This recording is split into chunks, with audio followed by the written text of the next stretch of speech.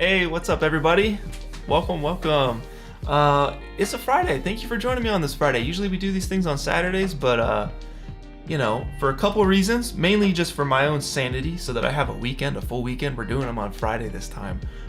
So thank y'all for joining me. We're talking BossFight 3D Challenge. Most of you guys know what we're doing. Y'all are participating yourselves. If you don't know what I'm talking about, there's a brand new 3D challenge, a 3D community challenge. There's links to get started in the description. Go check it out. There's a bunch of prizes by Rokoko, by Kitbash3D, by Kaft, and by Jenga Effects.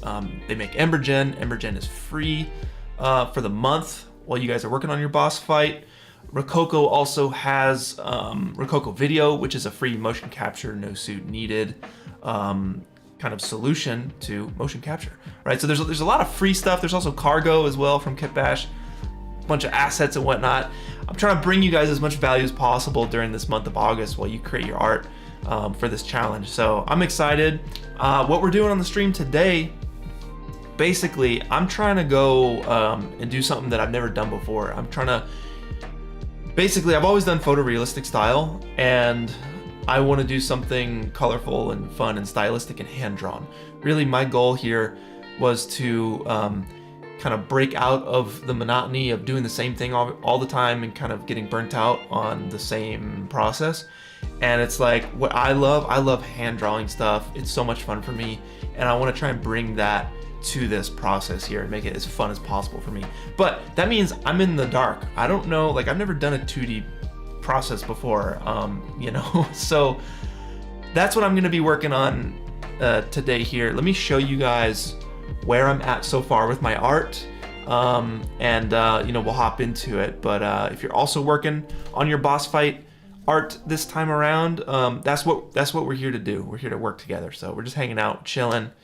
Let me show you what I got here. So this scene here was inspired by my time in Japan, the trip I took in Japan in when was it? In May this year, and we saw a sumo match, and it was crazy. It was awesome. We were way up in the background. We were like way up in here. We were in the nosebleeds, but it was still super cool. And you know, I'm trying to do some crazy, ridiculous sumo scene here, and have it be hand drawn and everything. Have it look legit. Let me get this out of here. Clean this up for you guys. So, as you can see here, this is as far as I've gotten. I hand drew the background. I'm gonna walk you through my process. I'm gonna walk you through how I got to this point. And then my goal on the stream is to build out an animated crowd for these bleachers. I wanna be able to draw, you know, 6 to 10 characters for the background, populate them in Cinema 4D with like different cloners and whatnot, and be able to animate them and have control over how they're animated up and down.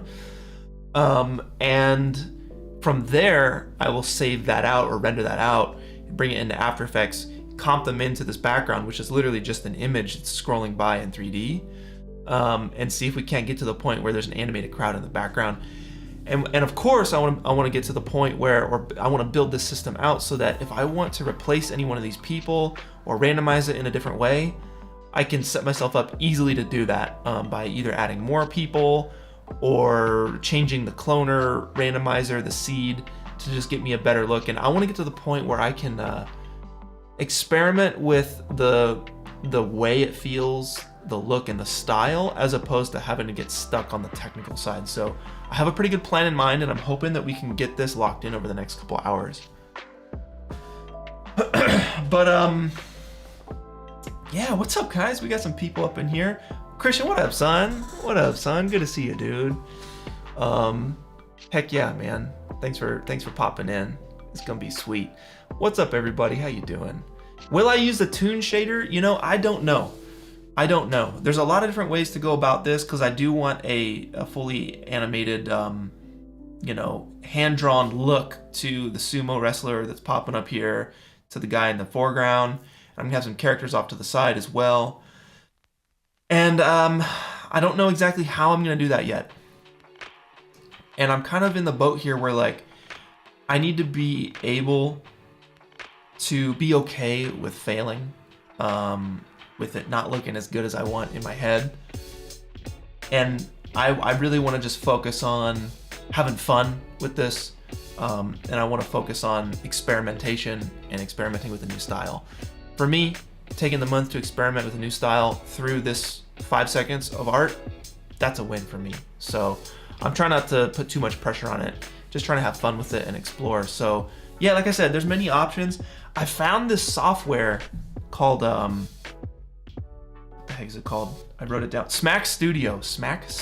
It's crazy. It's like this 2D pixel sprite-based art thing where you can, like, you separate the head, the arm, the shoulders, the hands, the torso, the hips, the legs, and then you rig it, and then it turns your 2D sprite into a 3D animated thing. It's super cool. So maybe I'll mess with that when it gets character, but right now we're focusing on background, so let's just friggin' hop into it. Let's do it. Okay, so here is where I'm at. I'm in Photoshop, and you know what? Before I even get here, let me start at the beginning, guys. Let's go to the beginning. Where is my taskbar? Why is it? Here we go. Okay. Boom. Look at this. We're in C4D.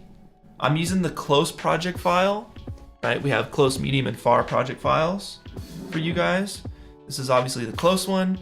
I built out the ring here, and I'm just blocking out the scene, okay? I got a pure ref board going with a bunch of different references and stuff, but for now we'll focus on just this block out. So I built this block out. So I built this blockout using a bunch of different reference images. I'm hitting N, C, and B. Basically, NA through ND are different shading methods. You can get up here in C4D by going to display, changing it here. Right, so this is the scene. I'm blocking it out, and let's see here. This is pretty self-explanatory. I'm just using basic like checkerboard material stretched out so I can kind of give me the vibe of, it basically gives me lines here to work with in 3D so that when I'm tracing this, I have some guidelines. But look, once I set this up, I was like, what the heck? It's not how I want it to look.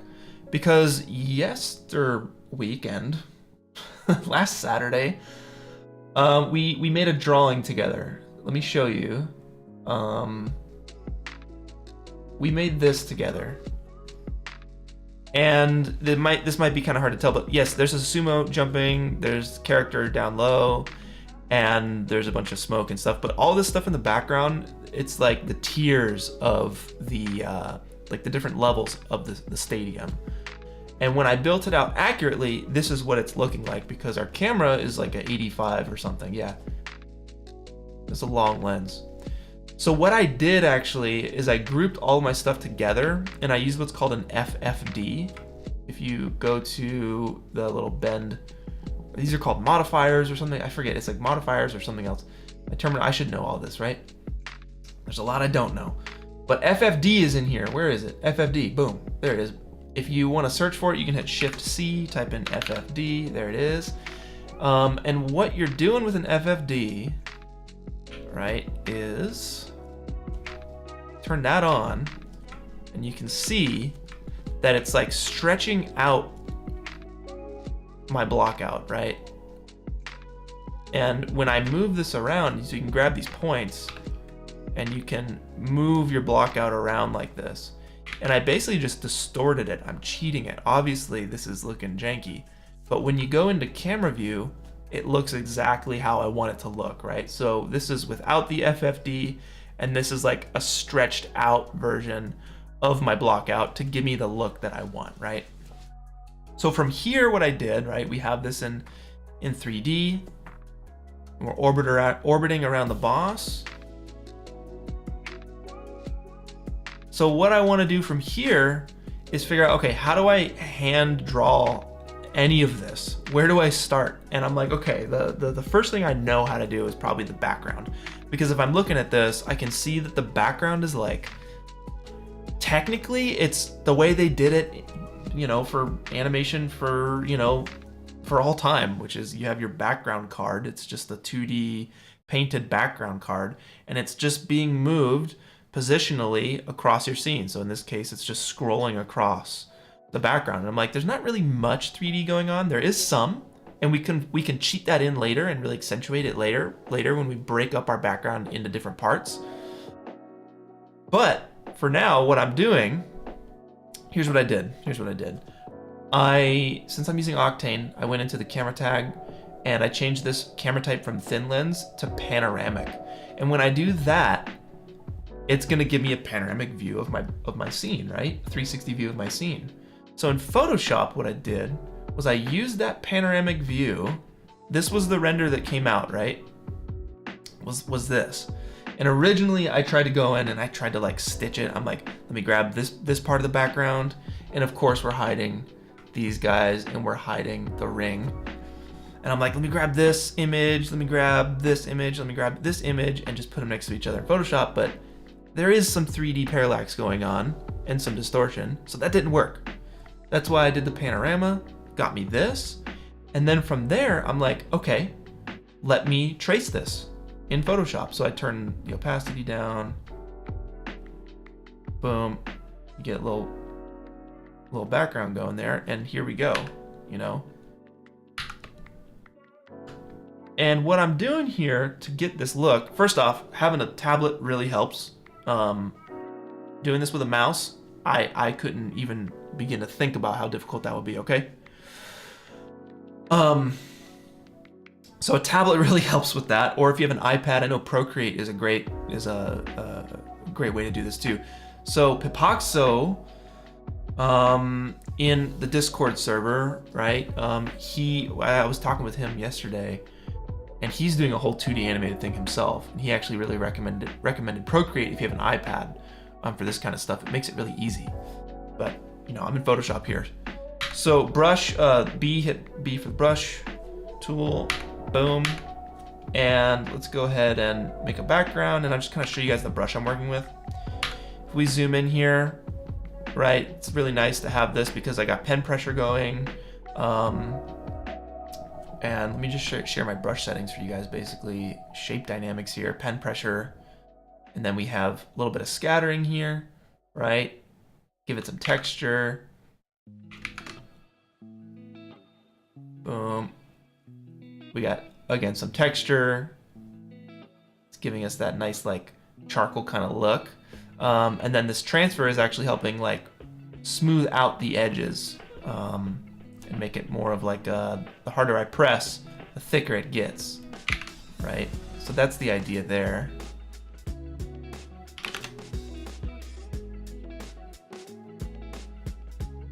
And lastly here, to get this working, I had trouble with it, but in the Wacom settings, I know I'm going deep, but hey, we're here.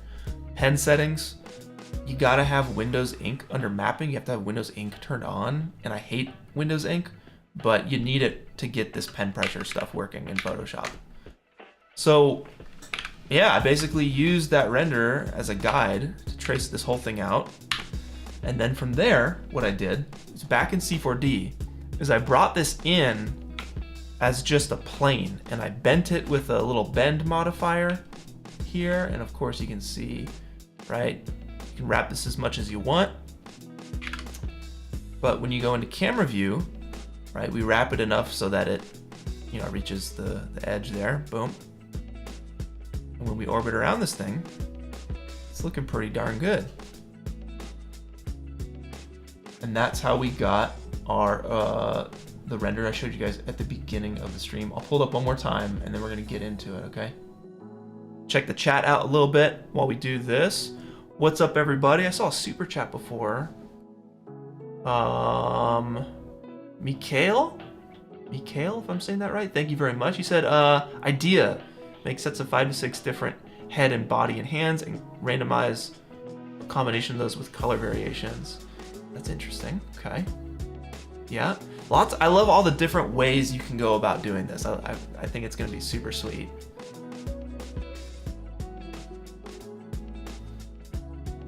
Yep, you can split it on separate levels for parallax. It's a good one. It's a good one. Oh, heck yeah. Hidden Force getting that Wacom tablet. That's what's up, man. Congratulations. They're really useful. Anton, just ask, man. Just ask. Where can I find the stream playlist? What are we using? Stream Beats? Is that it, Sotomonte?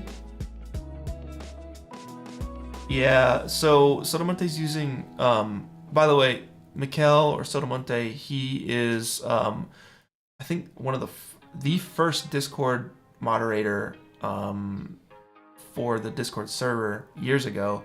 He's also the stream producer here. So, yeah, he's using Stream Beats, and he doesn't remember which pack, but it's Stream Beats for sure. All right. So Lewis, yeah, I don't know. Maybe that's the way I'll do the background for the final, but I'm just experimenting again. Like I said, my only goal here is to experiment with new styles and new workflows. So I'm figuring it out as I go. Let's get into it, guys. Let's get into it. I want to build out this animated background by the time this stream ends. Let's see if we can do it. So I'm gonna start in Photoshop, and I'm gonna build out my different like people. I'm gonna build out a few different assets. So we have these guys, yeah. I just put these together. Let's go ahead and break these up into individual pieces. So let's make a new project here, 200 by 200. And I'm gonna bring these guys in, just copy paste this in here. Actually, that's gonna be massive, so give me a second.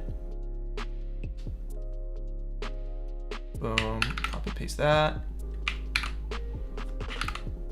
All right, so they're in, looking good. And I'm just gonna break these guys up here.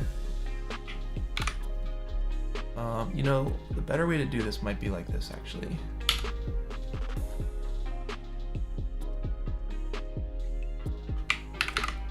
I'll do it here where I can actually see everybody, and we'll go person by person.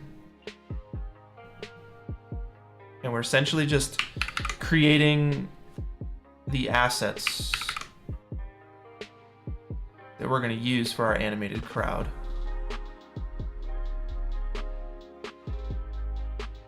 Cool.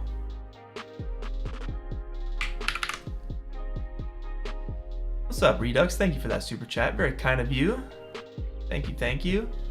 Let's see, because if it is, would it be easy to animate all your cutout art in After Effects or Premiere and export in a wide format, wrap it around, boom, crowd done? That's exactly what I'm going to do.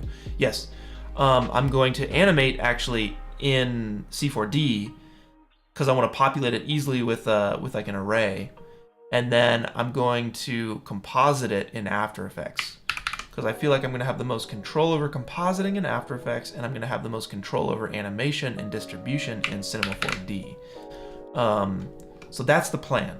That's the plan. We'll see how that plan works out throughout the stream. All right, so I'm going to center all these guys up.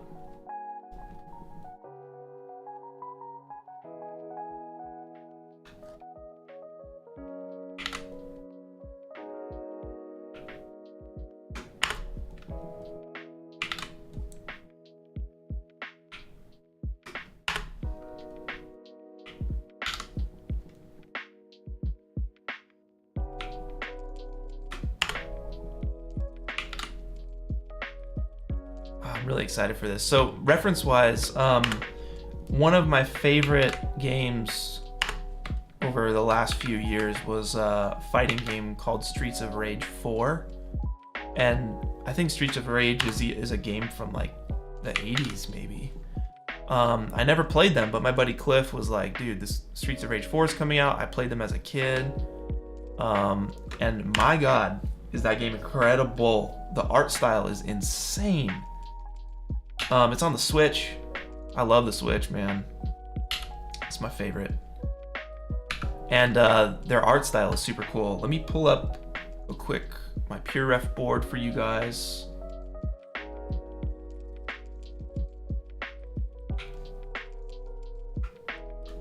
Just give you an idea. So Streets of Rage is like, we're kind of looking like this for the art style. Right? This is very refined. Very nice line work here. I love it. Absolutely wonderful. So this is kind of the vibe. Oh, Windows Ink, man. Never a friend. Really. Windows Ink, I don't know why you're trying to use Windows Ink because it just screws everything else up. And the backgrounds, look at the backgrounds. Dude, these backgrounds are beautiful. Also, Donald Glover back here. I think that's like an actual little Easter egg. But these backgrounds are beautiful, and that's kind of how I want mine to look. It's a little bit comic booky, a little bit video gamey. So it's either that or it's like, you know, Ghibli watercolor style, right? But man, these are beautiful. Absolutely beautiful. Okay, and then now to my pile of garbage here. Okay, let's see. Let's get these worked out here. So I'm just gonna, right, I want them to be opaque. So what we'll do is let's get up in here with a little bit of a little brush.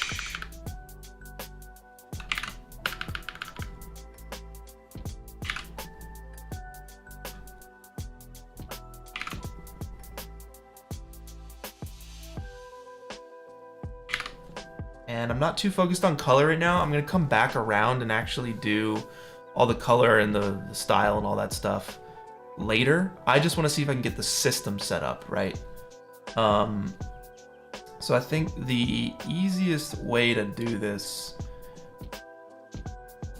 would probably just to be, you know, black on white. So let's color this silhouette in for all of these guys. It doesn't need to be super clean, but it needs to be clean enough that I can use it as an opacity map here, so that these guys are see-through. And I should definitely be doing this on the bottom layer.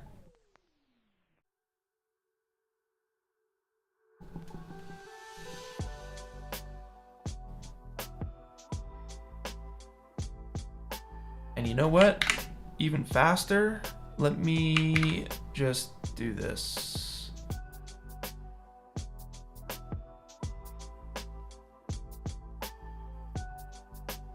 Nice and quick and dirty. And then control shift backspace is like, we can fill it with white. Boom. Yep. And then let's go ahead and just so that we have a little bit of something to work with, we can fill this in with like a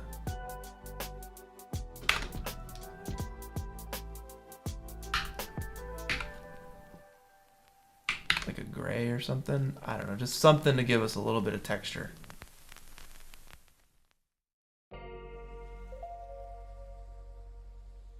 We'll go to the next one.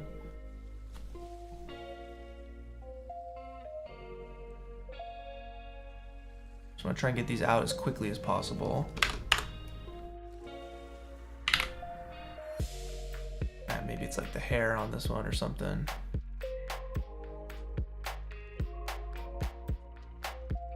And the arms.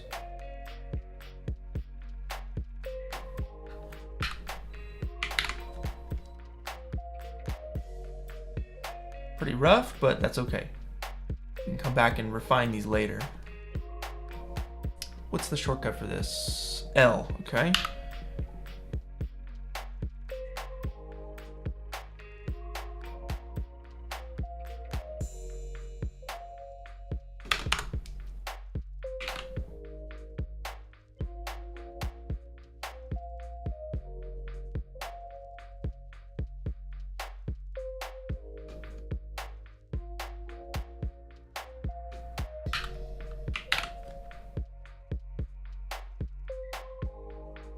Oh my god, my tea has been steeping for frickin' the beginning of the stream. This is gonna be dark.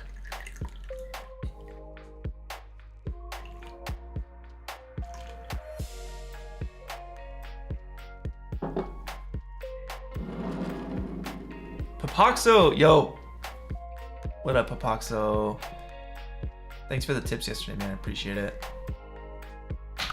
Yeah, I mean, maybe, right? Maybe I don't even need to refine it. I think when I say refine, I mean at least the color.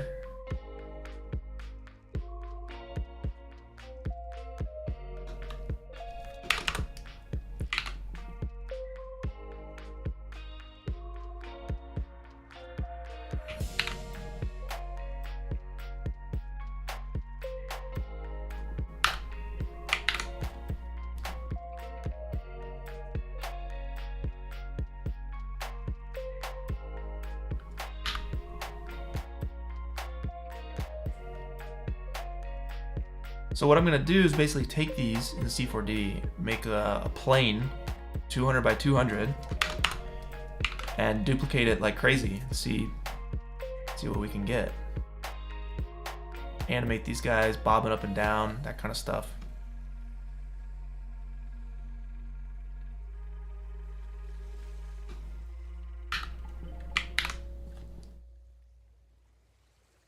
Almost done here. 2 more for you guys.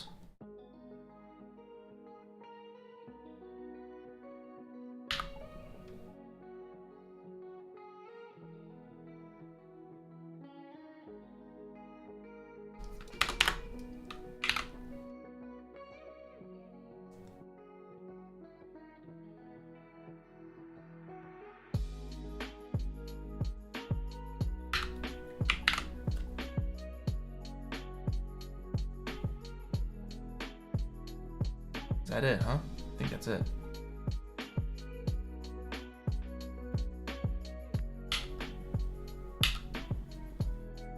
All right, so let's export these PNGs.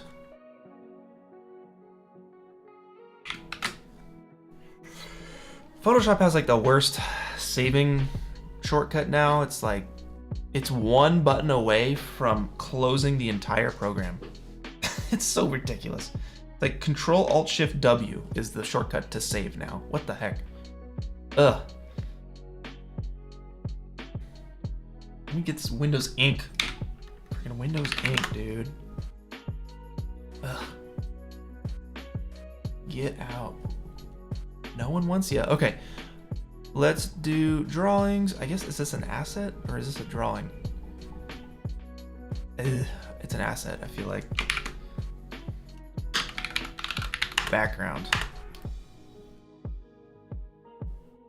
No. Crowd. Let's get specific. Crowd, let's see. BG crowd 1. All right.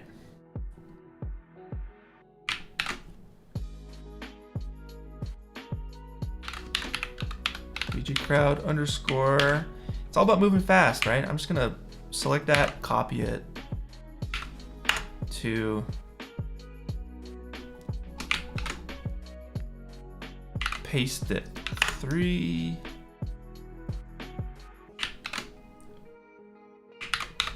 4,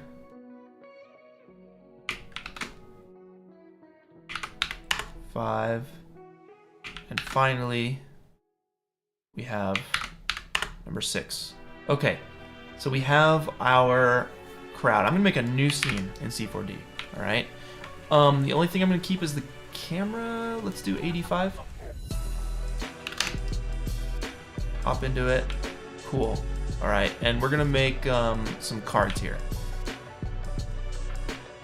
So let's grab a plane, and I'm gonna make it 200 by 200, and maybe we adjust the scale a little bit later. With segments, height segments, all 1. It's just a card, right? Since I'm using Octane, I'm gonna use an Octane material. We'll apply it to the plane. Let's go ahead and bring in one of our people. Start with this guy. So these are PNGs, right? So I should be, let's see if I drop this into diffuse. Let's just see what it looks like. All right. And let me bring up the live viewer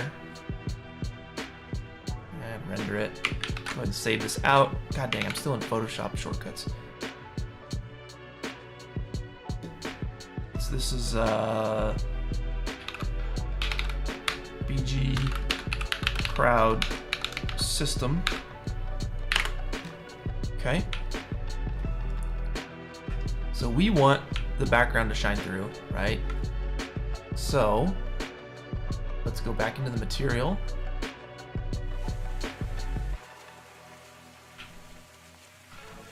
And I believe that, I think the easiest way to do this is just to pipe it into the opacity. Stop. But that's not working. Let's try duplicating it, putting it into the opacity. Let's even get rid of the diffuse for a second. And I want to use the alpha, not the black and white values. So I think type you would set to alpha. There you go. Now it works, right? So obviously you guys can see it changed this. Also, let's put the color back on. There you go. We got our little guy. To save VRAM, look at this. This is really tiny. It's down here. It says used free in total. We have 1.13 gigabytes of used VRAM, and this might be small enough to not make a difference. But this Octane is reading this as a color image, but it's only black and white. If we take the type to float, 1.1, yeah, it doesn't change because it's too insignificant. But if you change the type to float, it'll count as a black and white image, which is what it is. And we're gonna take up as little VRAM as possible with that, right? So now we have our card. What? Dude, what? Where did it go? It just freaking teleported. What the heck? Dude, I'm just gonna blame Windows Ink.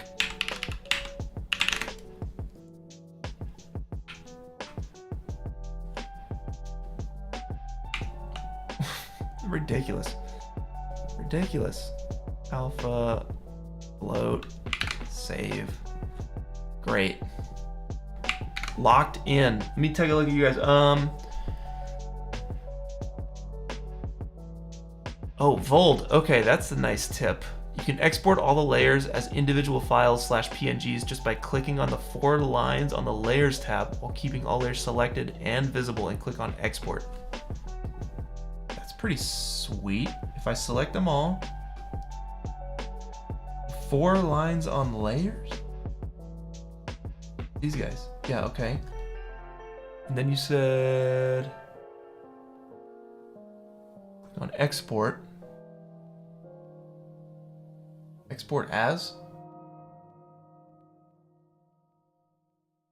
Oh, that's cool, man. Yeah, that's helpful. Thank you. Thank you. That is very helpful. Very, very helpful. Much appreciated. What's up? Let me go back through here. Can you delete or reassign close project shortcuts? Yeah, I'm sure you can reassign all that stuff. I'm just used to it. I got used to it. You guys are like, man, he's complaining, but he ain't doing nothing about it. You got me there. You got me there, y'all.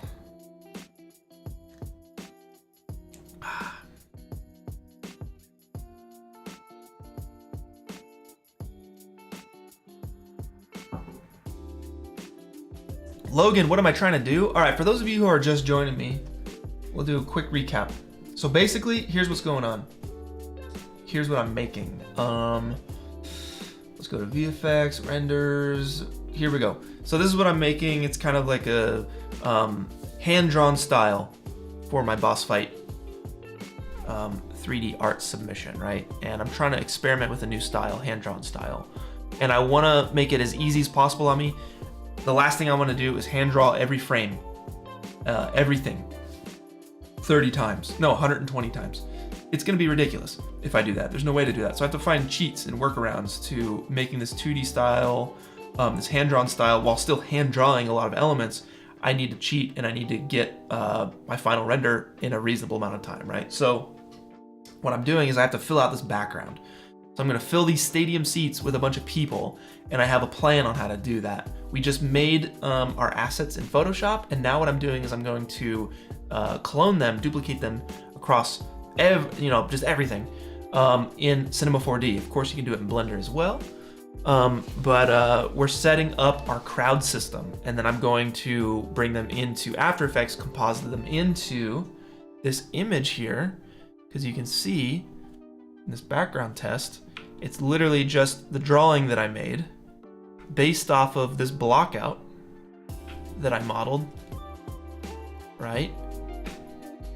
So we're working on a crowd system here. Okay. Let's build out the 6 of these, all right? So we need 6 of these. We'll say crowd 1, or rather person 1.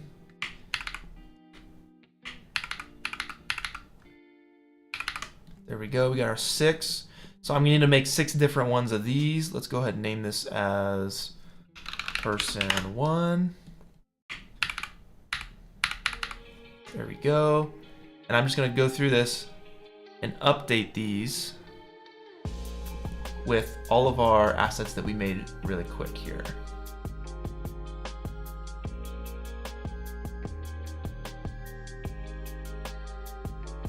All right.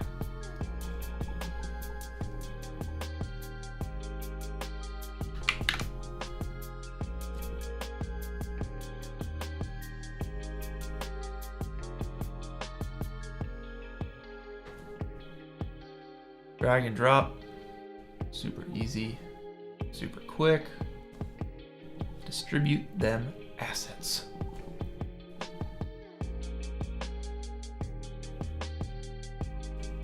And I'm using the same image for both the color and the opacity, right? So now we have all 6 people, and I'm going to just distribute them.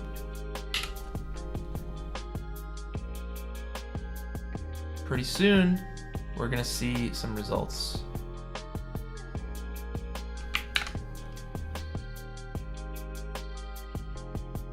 Amazing, amazing, amazing, amazing.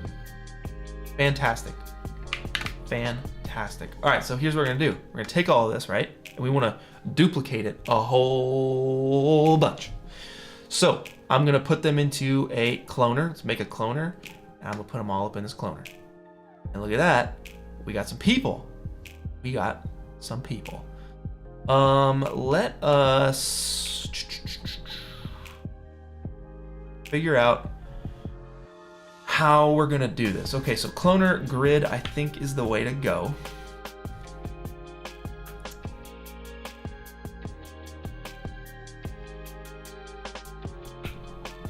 And let me hide the camera for a second.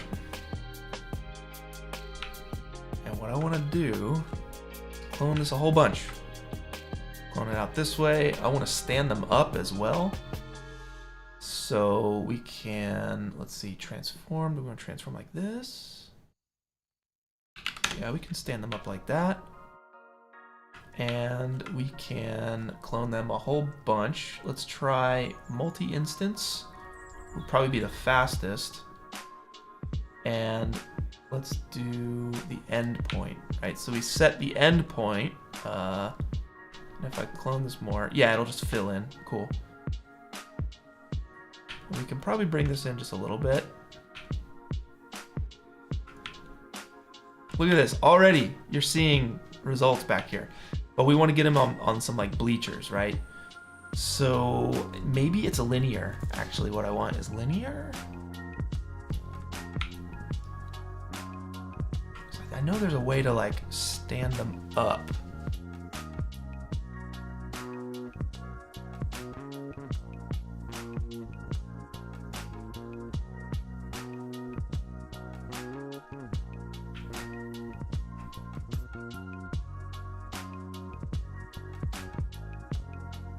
Yeah, it's like this, and then back like that. Yeah, that's what we want.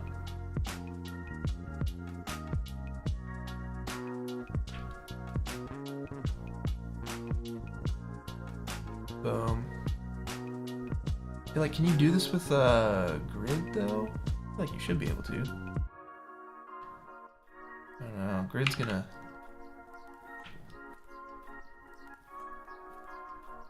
What's the best way to do this?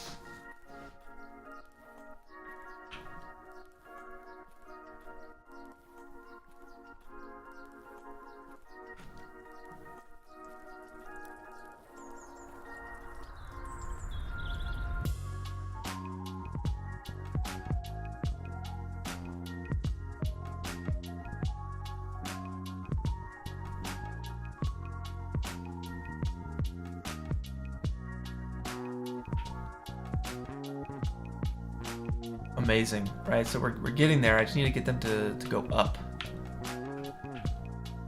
in the back and lower in the front. I don't know if grid is the one. Well, oh, we want to set the clones to random too. And then let's go ahead and get a, let's see, cloner honeycombs. There's less space between people levels using plane effector gradient field. Yeah, I could see that. I could see that. If we do honeycomb.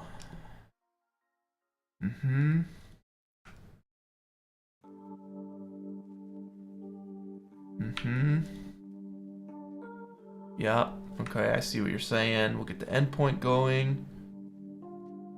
Let's open it up a little bit, push it back, open it up some more, fill it in. with people. Lots of people. And we'll set the clones to random. Yes, like we have. And then I like, let's see, yeah, the plane effector. Mikhail, I like it. I like it. I think it's possible. Let us group this, because I don't know exactly how the plane effector is gonna work. We'll go to the parade. Let's see. Okay, so this works. I want to move them up 500, but I want the guys in the front to go down. So that's going to be fields, linear field, and here we go. Look at that. We're starting to get it, okay? Good idea. There it is. There it is. But we're gonna rotate it. Bam. Look at that. Look at that. Amazing. And what we do is we just adjust the height of it, right? So 500, we can take to 5,000. That's a little much. 2,500. There we go. Looking like a stadium. Oh, I love it. Dude, I love it when stuff just works. It works out. It works the way you want it to work. Look at that. Shift V. That's going to be all your like viewport options. You can add viewport effects and subsurface, or not subsurface. What's it called? Ambient occlusion, that kind of stuff. Transparency. You can add shadows, make your viewport view look kind of fancy. But I'm using it for safe frame, and I'm just going to turn up the opacity of that. We can also lock this. I love it. I love it. I love it. I love it. Now what we can do is we can give it a random effector, right? So let's select the cloner, and let's go ahead and grab this guy, and let's add a random effector. And the random effector does exactly what you'd think it would do. It randomizes everything. Let me zero it all out. And let's start with a little bit of, maybe that's how you animate them. Holy crap, dude. Holy crap. Look at this. We're gonna do this right now. This is going down. Okay. Let's make a keyframe here. Go forward with G. 1, 2, 3, 4, 5. I don't know. Make another keyframe. 6, and we'll take that to, I don't know, 15 centimeters or something. Make the keyframe 1, 2, 3, 4, 5. Make that keyframe, and then just duplicate, like loop these keyframes essentially, right? So I'll select those keyframes there. And I think Shift F3, I'm sorry. Select all of these keyframes. I think if we go to frame, function, track after, god dang. I know there's a way to like repeat all this stuff, but I just wish I was better with this, man. I wish I knew the program better. Because, I mean, you could just hold control and duplicate this a bunch, right?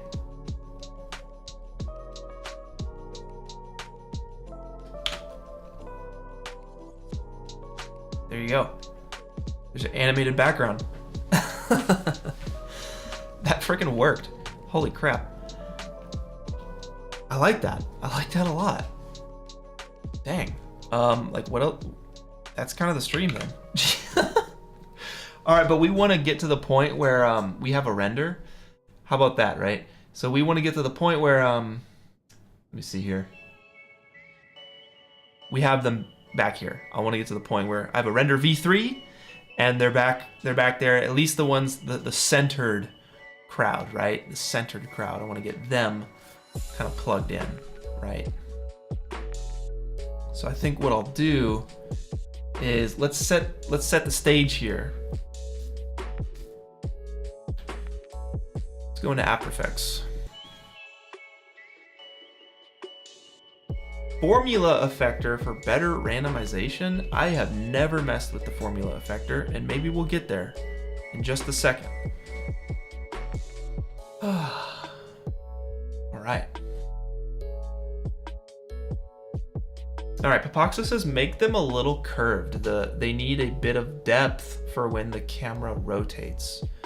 Well, here's the thing, Papaxo, is like, I don't know. I think the way I have this set up, you're not really gonna see that. But I know what you're talking about. Let me. We can get there. We'll get there. All right. So let's see. Make a new project, and I'm going to bring in my background drawing. Right. Drag it into the new composition button, and this is the image I'm using in C4D right here to get, you know, this look that we just saw in that render V2, right? So in theory, if I can get this animated crowd exported and in this layout in After Effects and pop them in here as little guys, then technically I can export this as a video and bring them back into here in the background. That's what I'm trying to do essentially. Christy Wood, can you submit early for feedback and do more than one? No and no would be the quickest answer. You can only submit one time, because if I allowed multiple submissions, Google Drive would just be maxed out, and I'd have to it would take so much longer to hand pick the all renders. I'd have to pick one from everybody. It'd be too much. And then submitting for feedback, there's just not time to give feedback to everybody. That's what the Discord channel is for, is to use the community as a way for feedback. But if you want personal feedback, what we do every single Monday, all right? So we'll be doing it this upcoming Monday at noon Pacific Standard Time. Myself and the moderators get together on the Discord, and we have a voice chat with everybody, and we'll bring you up onto the stage. We'll talk out your render for 5 minutes, and we'll get through as many people as we can. So that's probably the best way to get feedback. But I would recommend you using the feedback channel on the Discord and the Discord community to get your feedback, at least in the meantime, right?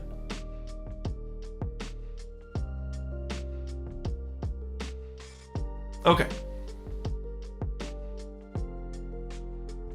Let us see. All right.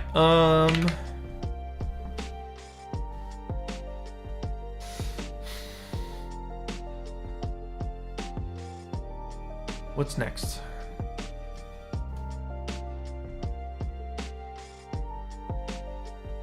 All right, the Formula Effector. Let's experiment with the Formula Effector. I have never used this. Holy crap. Dude, there's math up in here? Come on, dude. What?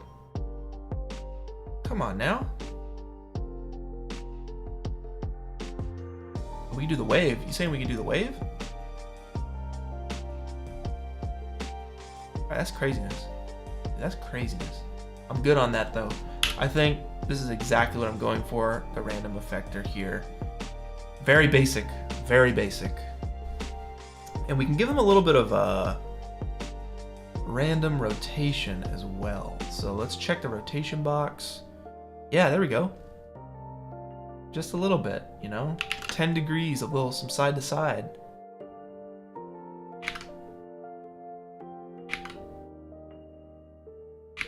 I like it. I like it a lot. Beautiful. Tomek, I am glad that you're having a good time, man. I know the wave is nuts though, huh?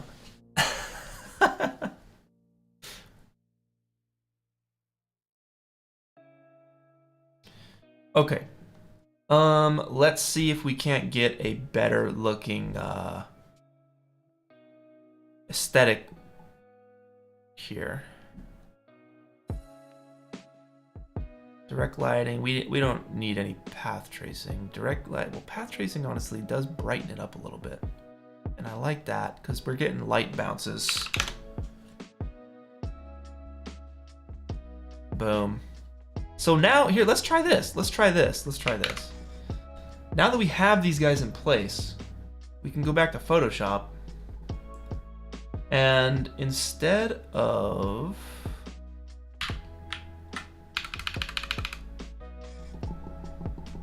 you know, I'll just update one of them for now. And let's go in, let's grab that custom brush. Make it a little bit larger. Drop the opacity.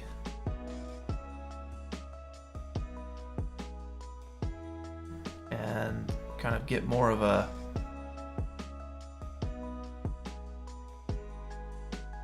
look here.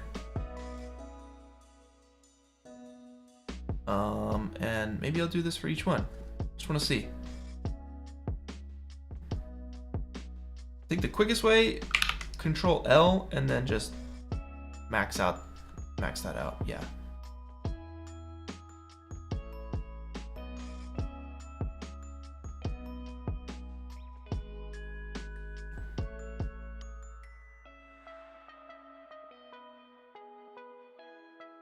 Sweet. And then, because in theory, right, we just save over.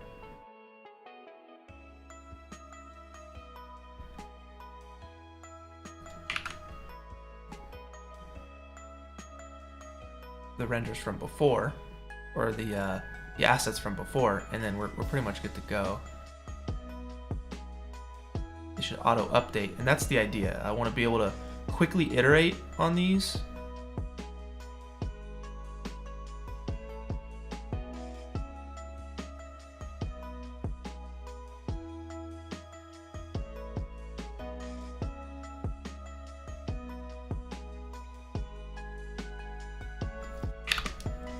Control L in Photoshop is levels.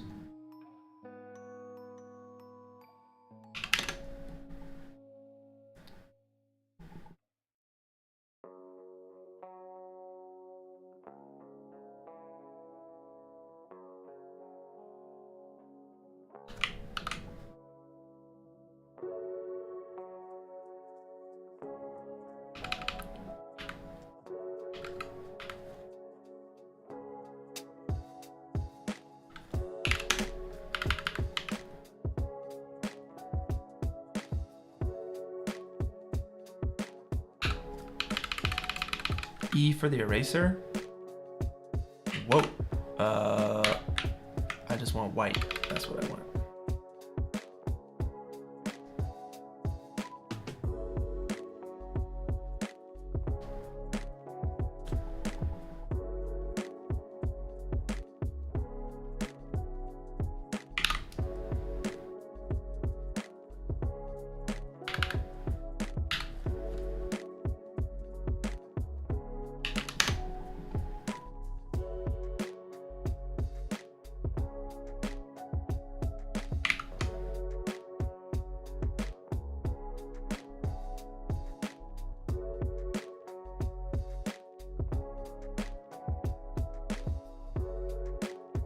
Cool. All right. So technically, I want to duplicate all that so that I can save them. Control G will group it, and I'll just call this back for backup. And I'm gonna go through and just essentially merge each one of these so I can export it all at the same time. So Control E is gonna be your merge.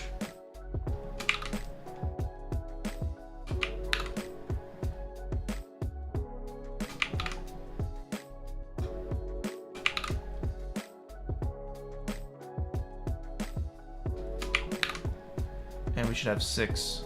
1, 2, 3, 4, 5, and 6. Awesome. Okay. I'll select all those. We'll go up here. We're gonna hit export as PNGs. Yes. Export to the crowd.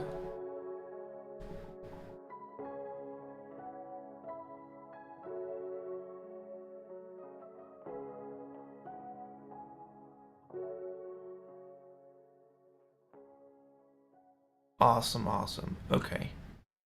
So what I'm gonna want to do here is actually rename these as opposed to having to reintegrate them.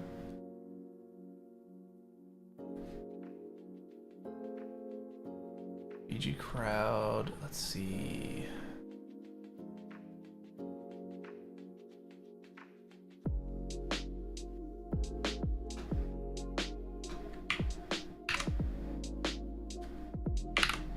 Bring them out here, rename them out here, BG underscore crowd underscore. Copy all that so we can do this quick. Add one. Layer 3. F2 to rename.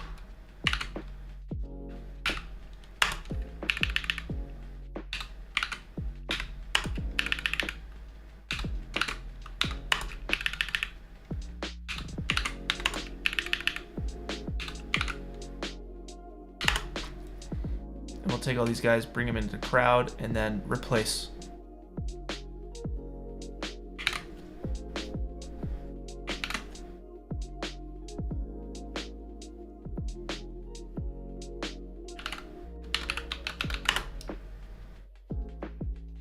Now, hopefully they'll all update. There we go, but they look weird. Why they look squashed? Heck.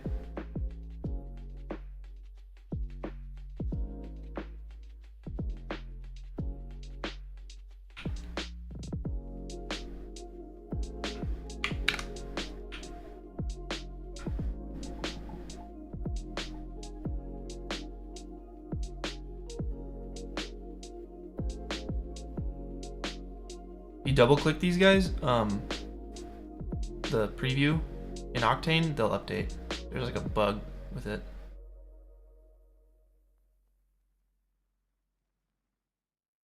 Yeah, that's cool. That's fine. Works out.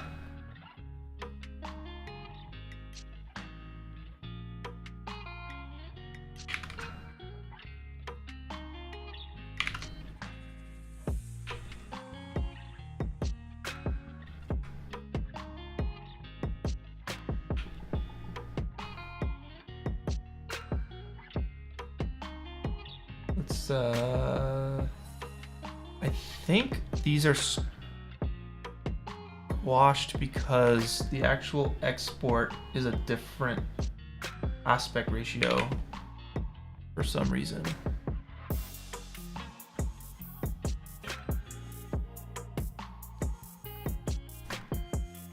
Oh, these are all different? No, I don't want that. I don't want that. Back to Photoshop. Why would I do that? Why would I do that to me?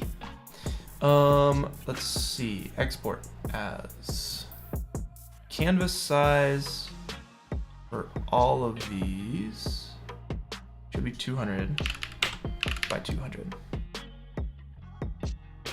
Oh man, it's getting me these like 200 by 200. There we go. There we go. There we go.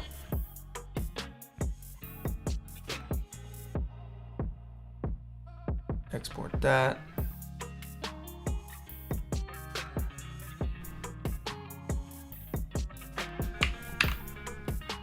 Alas, here we are once more.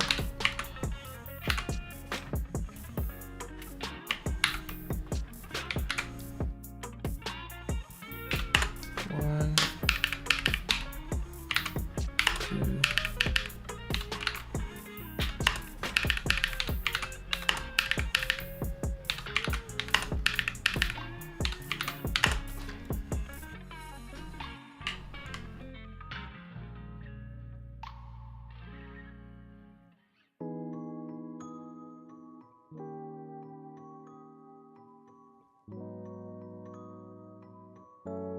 There we go. Now it's more normal. Cool. All right.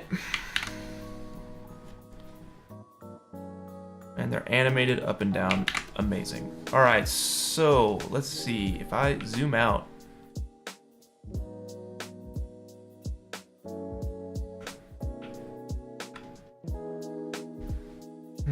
What is the best way to do this?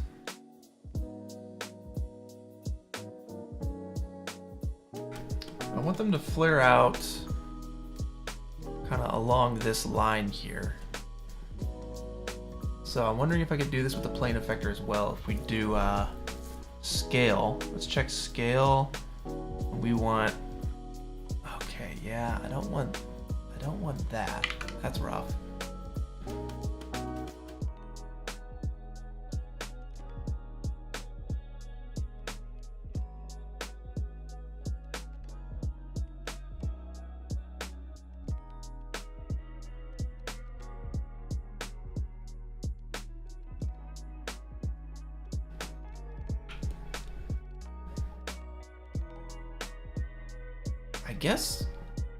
I guess the,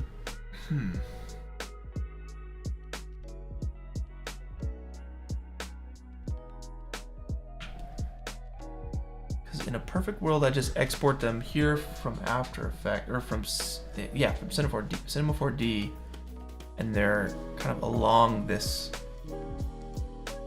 setup here.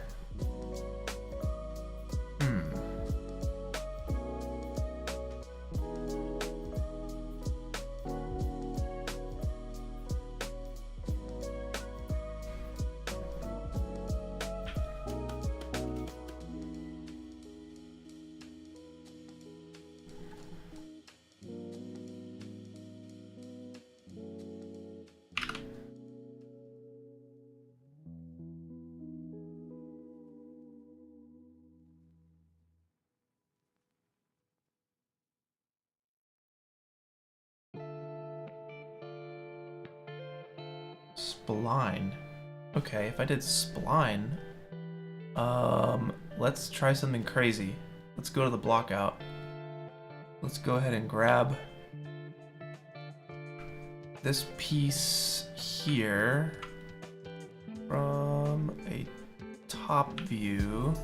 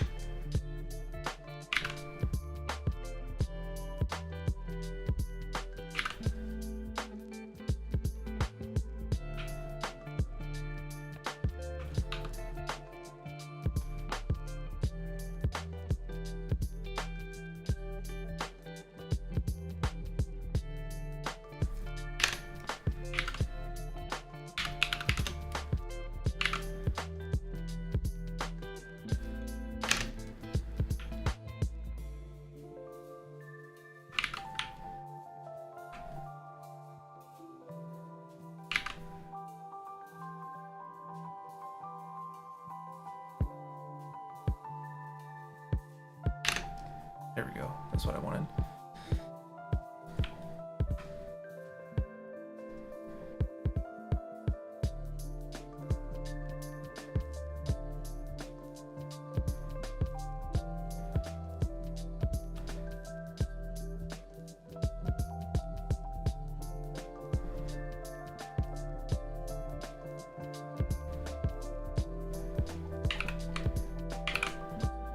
Copy this spline in here. I've never done this before.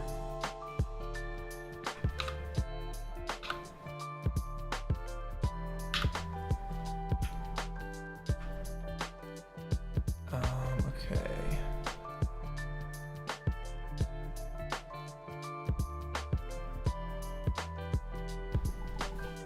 There we go. That's exactly what I want.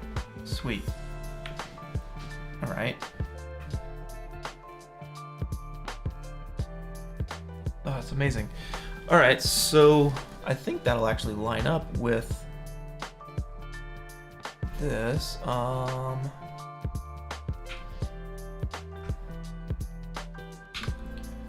Or I need to open it up a little bit more, I think. Something like that.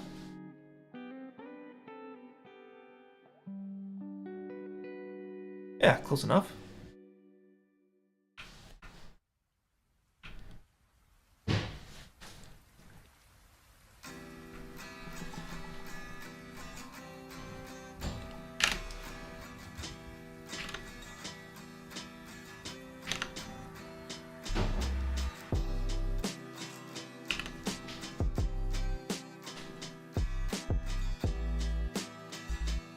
Alright, let's go ahead and render this with a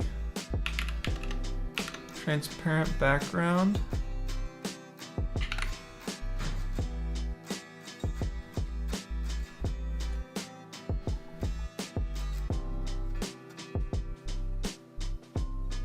And I guess we just need the 2 frames, but since this renders so quick, I'll just render to frame 11.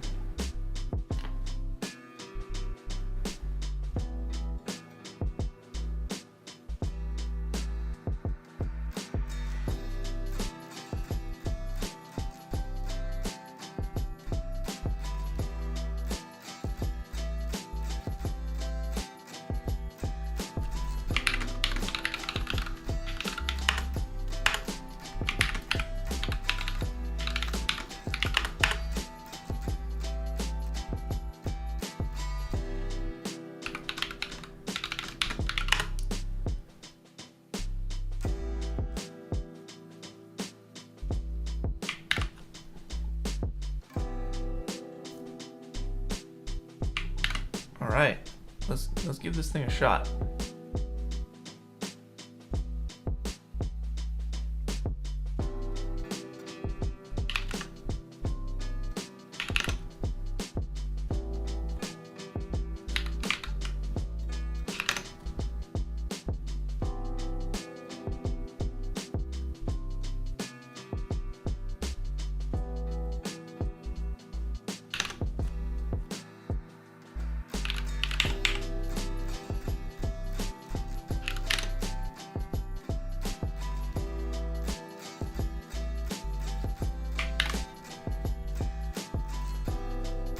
All right. So who knows, you know, if there's a faster way to do this or a better way to do this, but I like this. I like this. I think this can work.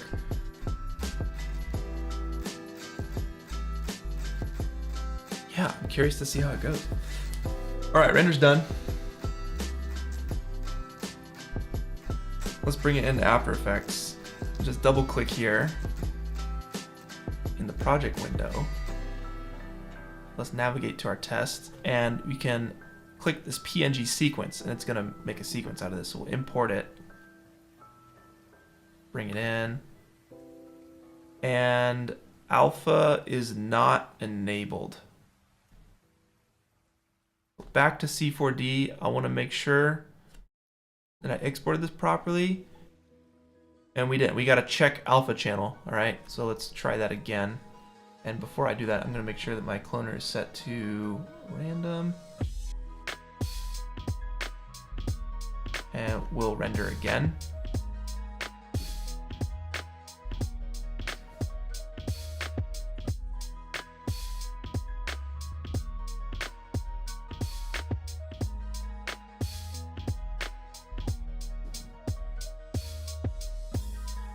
And right click, reload. There we go. All right. So we got a crowd here, an animated crowd.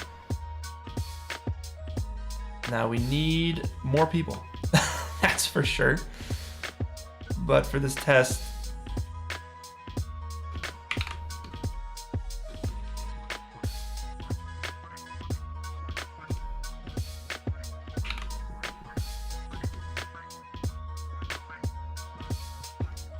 we'll try that.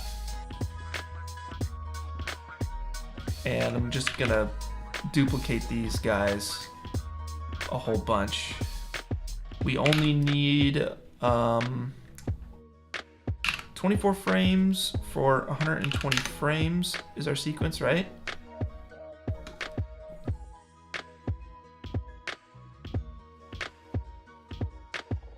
and we want this to be at 24 frames. Cool. So now when we duplicate this a whole bunch,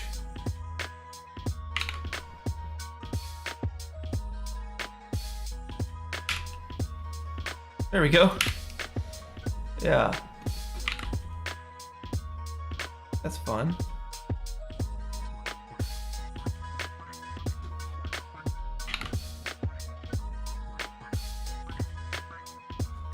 And we can of course change the speed on all these guys too. And we'll need to brighten them up. So I'm gonna pre-comp them all, put them all into a folder. Control-Shift-C, or if you go to Layer, you can go down to Pre-Compose. Move them all into a new composition. That's what we want. This is our crowd. And I don't want the background in there.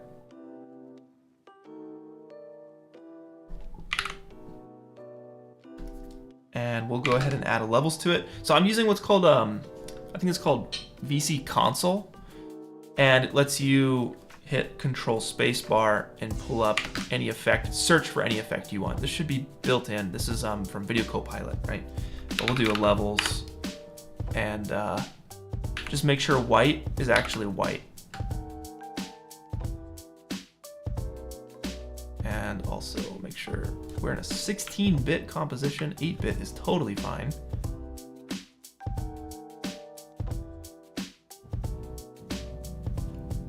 That should be good.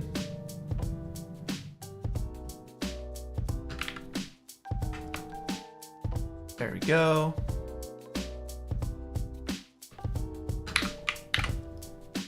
Sweet.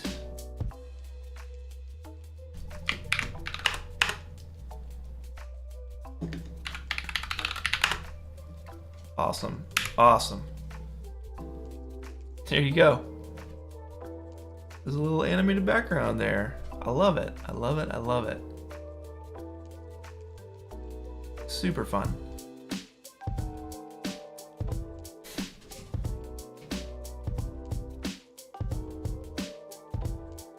So now, let's see.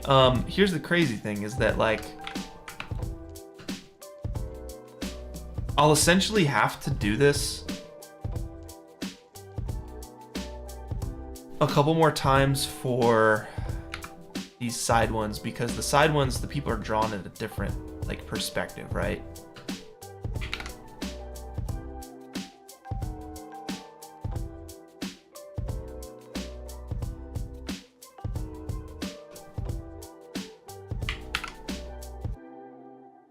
But let's fill out the back rows too.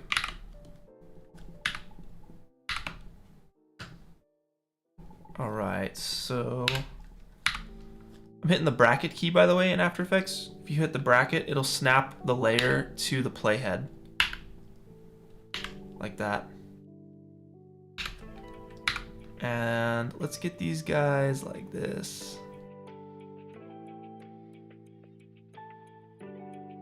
Boom. Copy them over. The heck, Control D is duplicate. There we go. And the reason why I want to do this in After Effects is for this reason.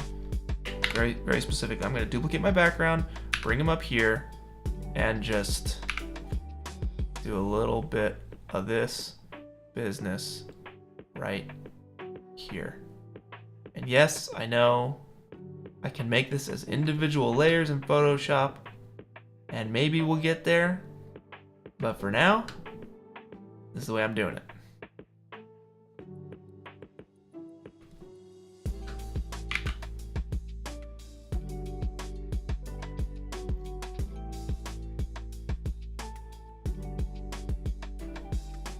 Boom.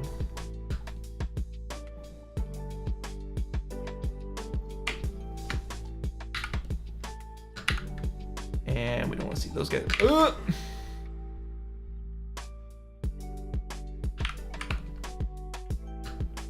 ahead and mask that there.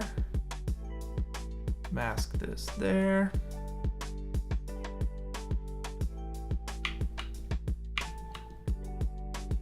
cool. We'll duplicate these guys a whole bunch.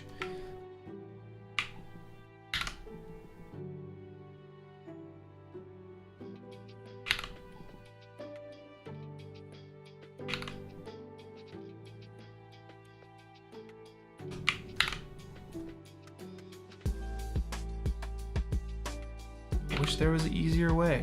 You know, I feel like I need to get that tattooed onto my forehead. I wish there was an easier way. All right, bam. Pre-comp those guys. Crowd tier 2.1.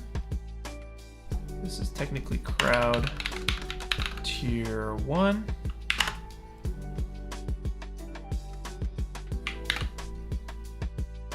And we'll copy the levels from this guy down to this guy. Boom. I love it. I love it. I love it. Super fun.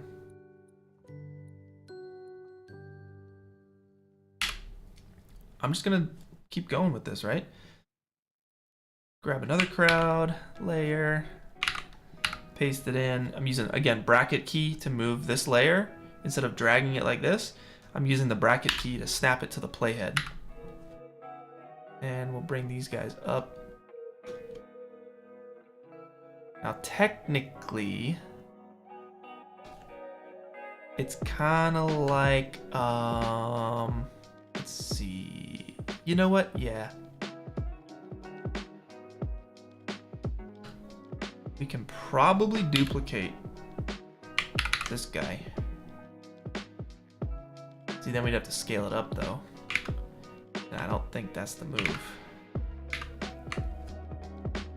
So we'll keep it moving. Put this guy underneath.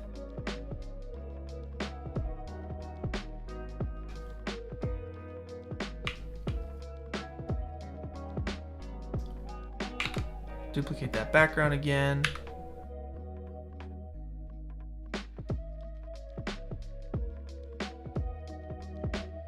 This time we want to do this part.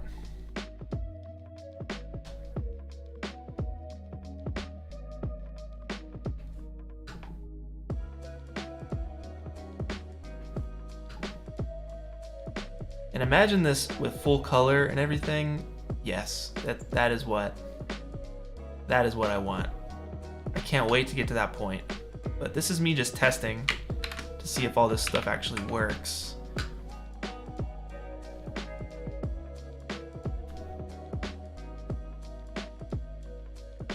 And I'm gonna mask out these little pieces here, these assets.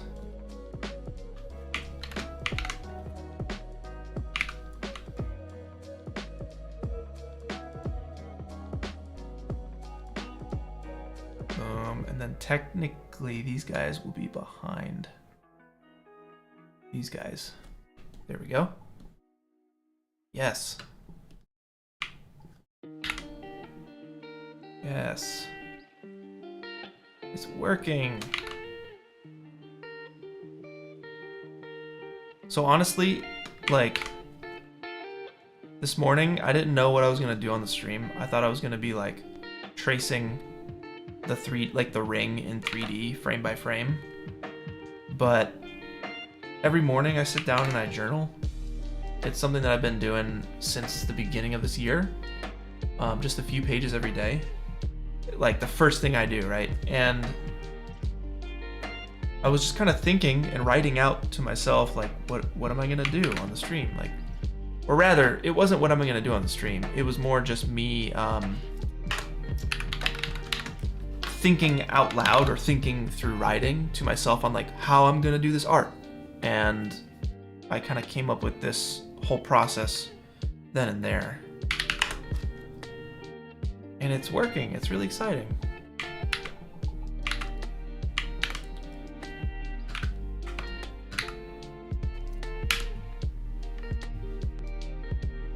It's awesome.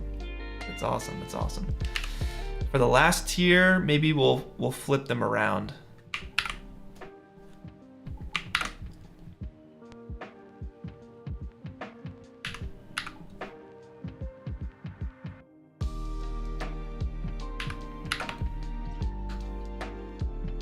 So I'll just do scale -100.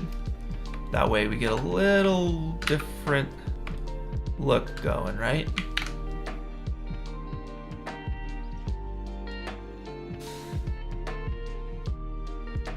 And yes, technically these people would be smaller, okay?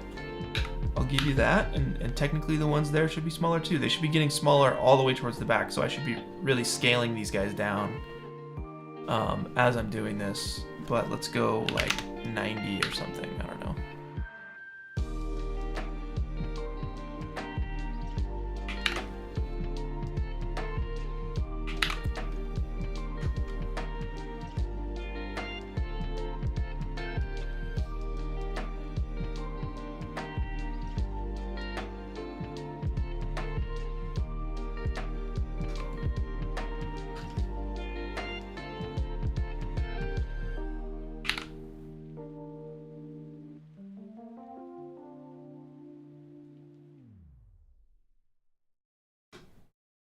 Wonderful.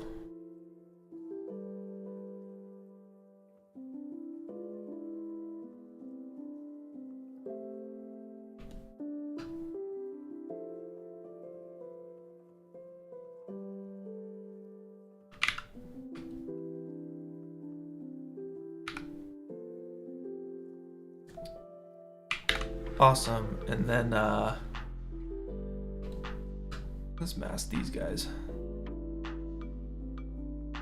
And once again, let us duplicate the background.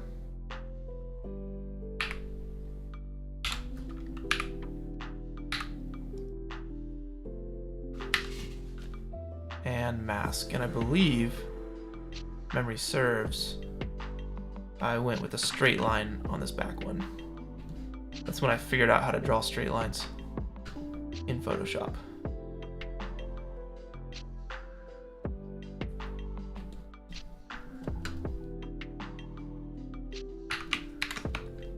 Cool. And then we'll take all of that behind everything. There we go. And we get duplicating.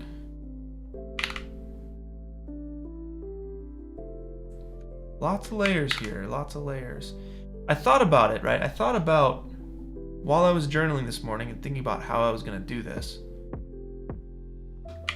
I'm like, well, yeah, I could do everything in After Effects, but I feel like there would just be so, imagine each one of these people is a layer.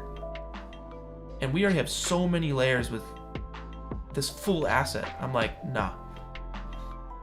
I ain't doing that.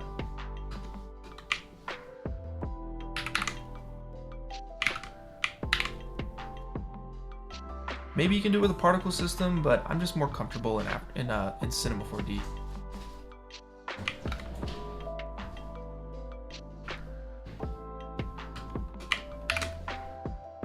This is crowd tier 2.3. We'll give it that levels adjustment. And look at that. We have a crowd. And now that we're at this point, we can update all the way from Photoshop. So I can change this. Let me just try it. Let me try it.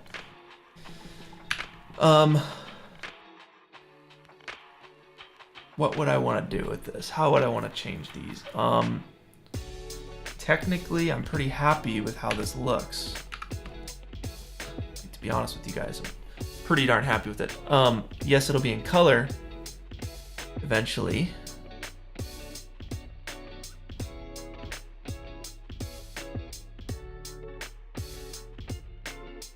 Also, I kind of want to adjust this guy here, this first tier. Just want to scoot them over.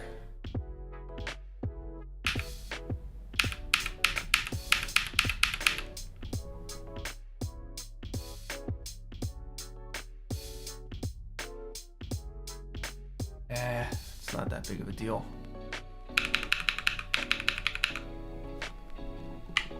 But I think, yeah, I think you guys get the idea. Like, we could update them and everything, and once you save them out from Photoshop, you just have to re-render from C4D, and since it's the same, it's like referencing the same asset, it's very, that's why it's called like a system, right? It's easily updatable, and maybe there would be a faster way to update this thing, but I'm actually really happy with this. So let's render this out. Oh, come on now. Let's render this out and see if we can't get it up in C4D. Looking good. I can probably use these guys up here too, but in terms of testing, let's render this out.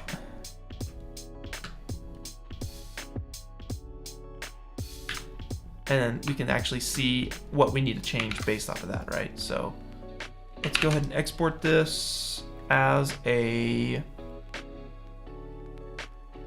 JPEG sequence.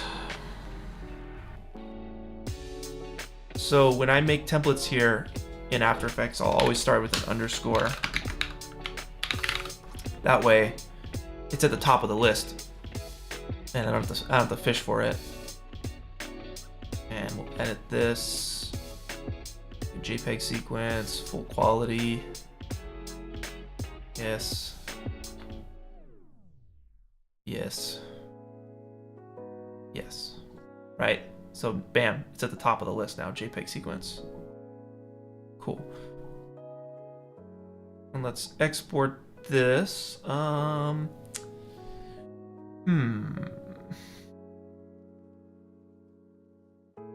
I guess this would be an asset. Background. And this is background V2.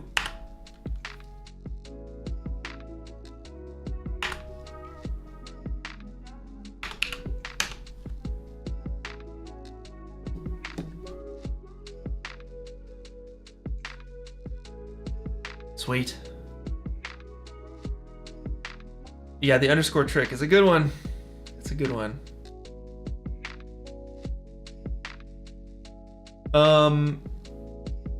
You guys are looking for clarification on the rules for format or aspect ratio. 1920 by 810. That is correct. I don't see anywhere 1920 by 1080 is 1920 by 810. Yeah. Franklin, what's up, Franklin? We're making 2D art, but we're cheating, and we're using 3D to help us out. I'm about to do a little render here, and we're gonna see it all come together. Use the loop expression. I don't know the loop expression, but I'm gonna try something crazy right now. Let's try it together. Let's see if this works. I'm gonna log into ChatGPT and see if ChatGPT can give us an After Effects loop expression. I'm sure I could Google it, but we'll see.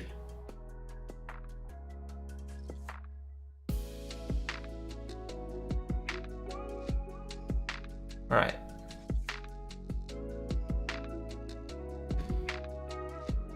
Write me an After Effects loop expression.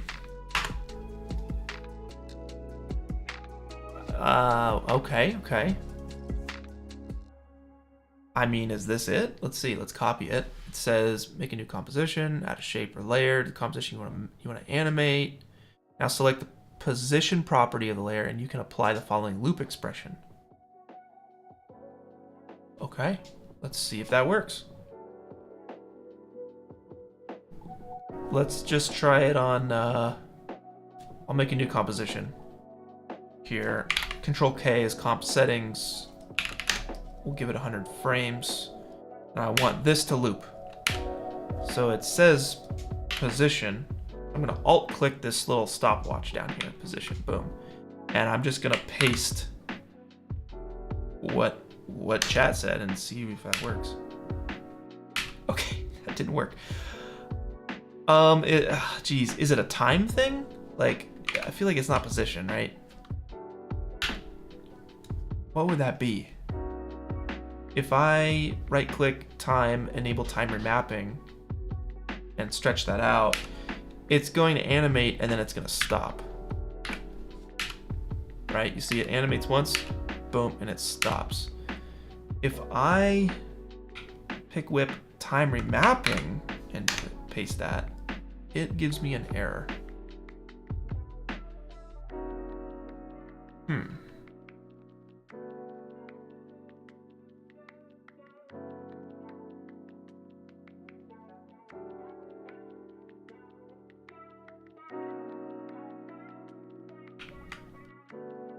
So we need to enable hold on time remapping. Let's see. So you said this keyframe. I've never done this before. Let's see. Keyframe assistant. Ease. Toggle hold keyframe. Okay, that doesn't work.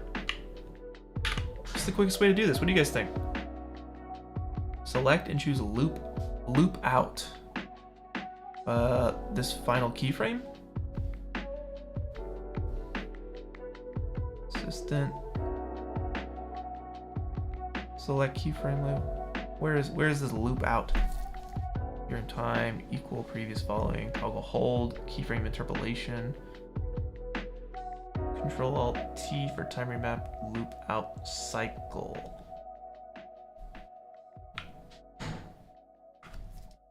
Loop out.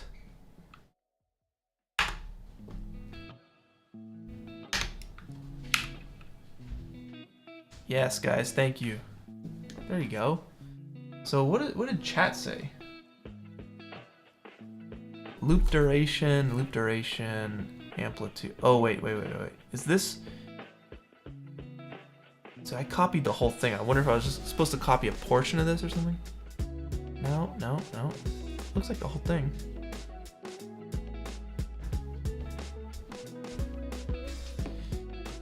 Write me an After Effects expression to loop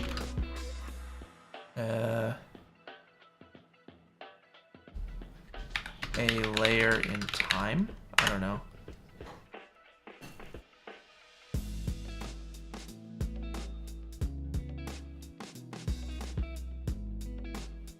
You can also use loop in instead of loop out. Loop out creates a loop. Okay, yeah. But that's good to know. That's good to know, guys. That's gonna help me out there for sure. I like that. Sweet. All right, back to Cinema 4D.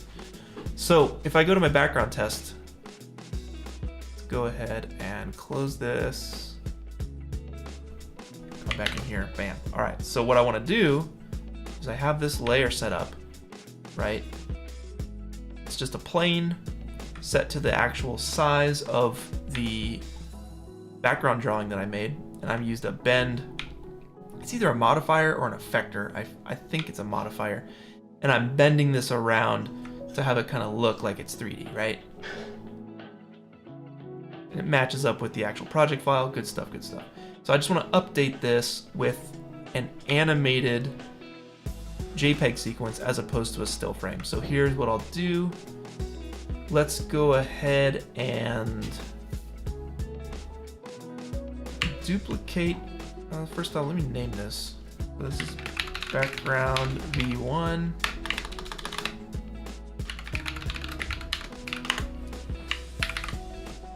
And do background V2. Sweet. Go up in here. Amazing. All right, so I just want to load an image sequence.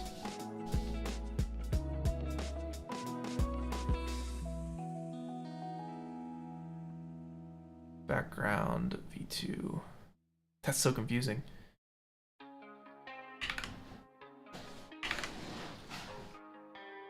Let me fix that. That's really confusing. Let's see. Assets. Background V2. Underscore V1. Not helpful.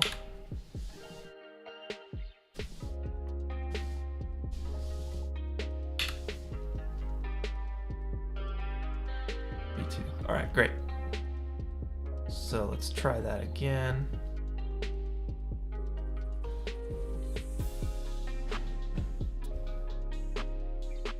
Background V2, we're gonna load this first image.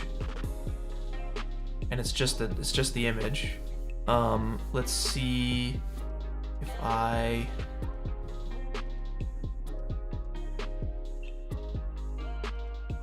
how do I do this in Octane? Oh shoot, how do I do this in Octane? God dang it.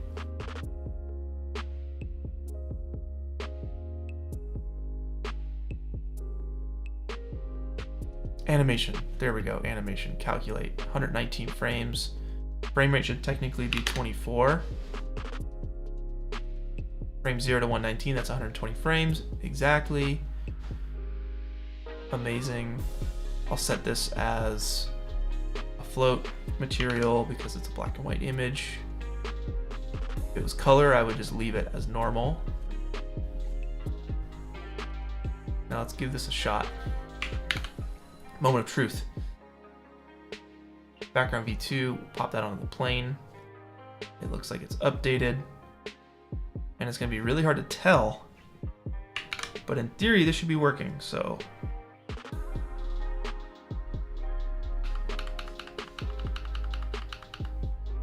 I don't see anything moving yet. So I'm gonna render out, I guess I don't need to render, I can just go to the live viewer, Octane live viewer. Render this.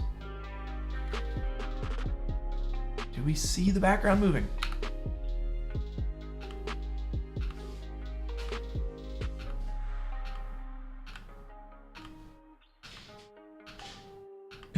It's so hard to tell. I don't think it's moving. So here's what I'll do. Anytime I'm testing something, I'll go into a new project.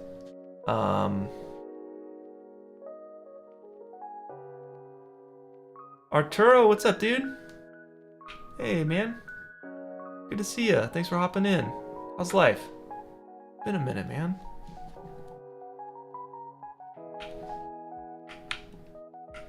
Okay. Let's try this again. Let's go Octane, diffuse material. Put this on here. Let's drag this out. Image texture. Let's find something that I know is animated. Do I have anything?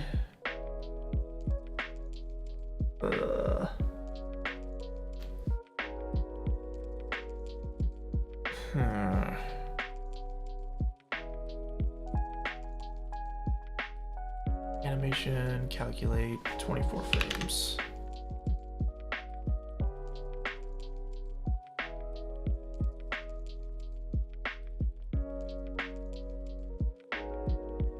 And then do I need to go to editor, animate preview?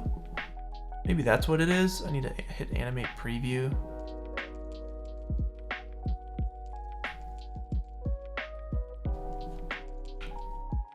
Look at this. Look what we've become, guys. My goodness.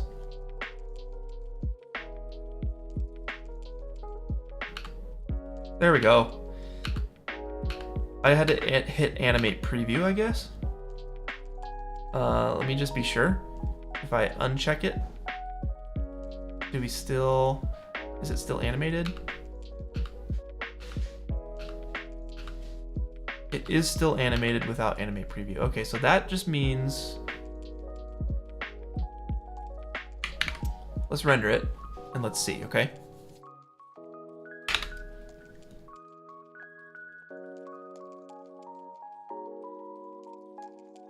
And I think it just comes down to like, this test will tell us what we need to tweak.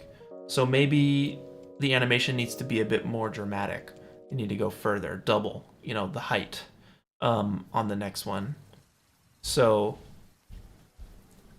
that'll, this animation will give us our answer. Let me hop in with you guys here while this renders and we can just chat it out, do a little Q&A.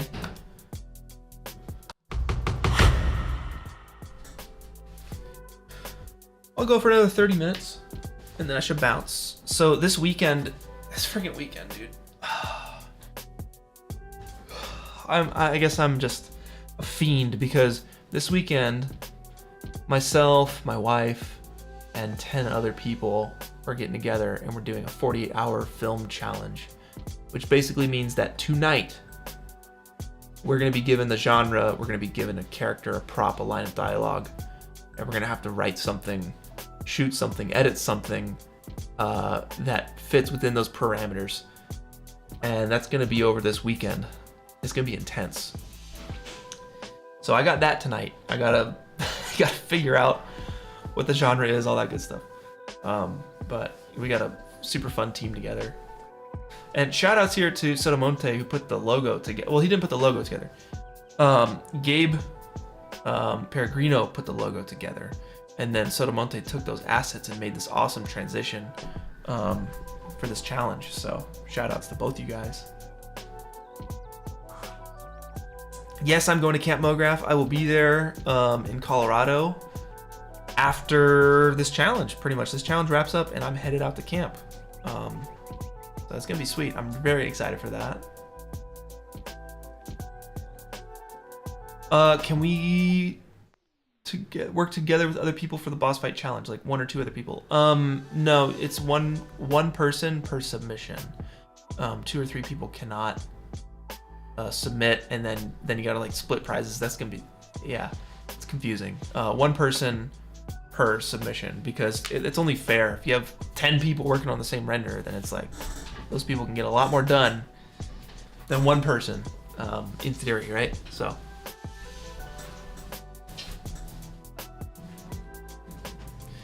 I know, right? So for the film challenge, it's I think it's like a 2 gig upload limit, and you can upload via online. It doesn't have to be a hand drop situation.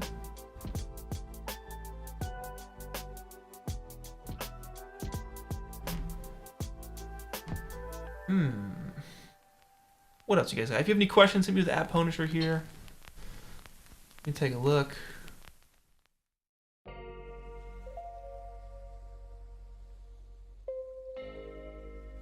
Hector, thank you for the kind words. You have a question about the slow motion. You said rule number 2, since rule number 2 is incorporate a sense of slow motion. Your question is, isn't the scene already in slow motion? / isn't the camera just animated in slow motion? I wouldn't say that just because there's like a fast to slow in the project file that it is slow motion. I think that's getting you halfway there. I think you need to take that and add some slow-mo elements to your render to justify that camera move. So as long as it feels slow motion, that's okay. That's all it's going for. So that's it. I know that slow motion is going to be there's going to be different levels of slow motion in people's renders. Some people might go super slow where you can like see raindrops frozen in midair, and some people might go slow-mo where it's just a sliver of slow-mo at one moment in the middle of the render or something. So as long as it feels slow-mo or you're using slow-mo throughout your 5 seconds, then you're good. Pineapple on pizza, I used to be an absolutely not kind of guy, but to be honest with you, I'm kind of down. For me, it's pepperoni, jalapeno, and pineapple. That's my favorite pizza, for sure.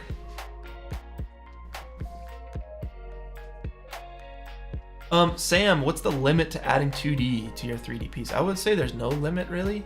We have some people, Pipoxo here, he's doing full 2D scene, but it feels 3D because he's referencing the 3D art. He's using, or the 3D project file, and he's using the 3D template to build out a 3D world, and he's going off of that. So I would say there's no limit.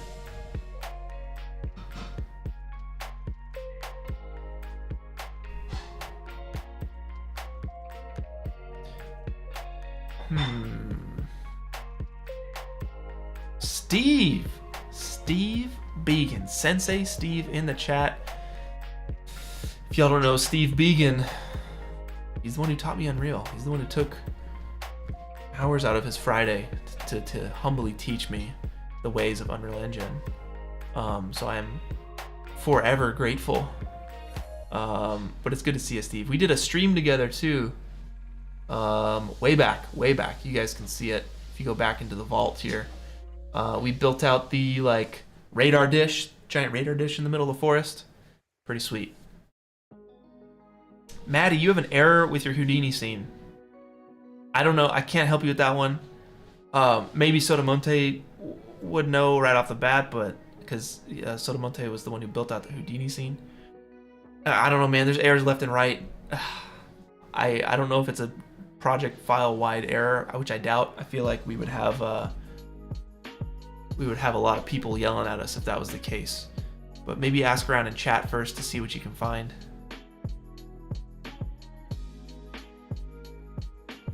Sam, thank you, man. I appreciate the kind words. I really do. That's awesome. Thanks for hopping in with me, everybody.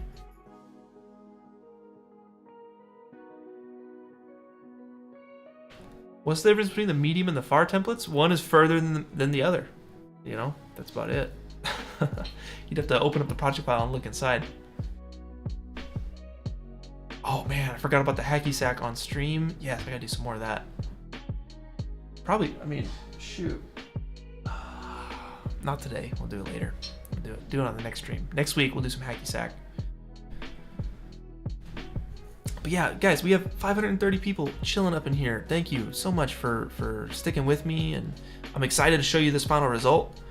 I'm excited we built out a crowd system in a couple hours. That's really friggin' awesome. I'm excited about that. It's giving me hope for the rest of my render. Every step of the way is a question mark, since I've never done this workflow before, and I think we uncovered something here on stream together, so I'm excited for it.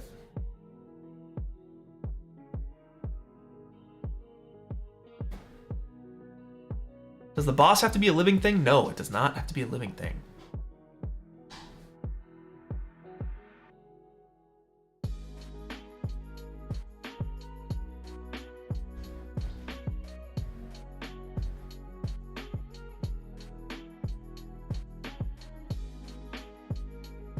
All right, y'all. It looks like we're getting close here. I'm gonna switch back over. The render's gonna be done pretty darn soon here.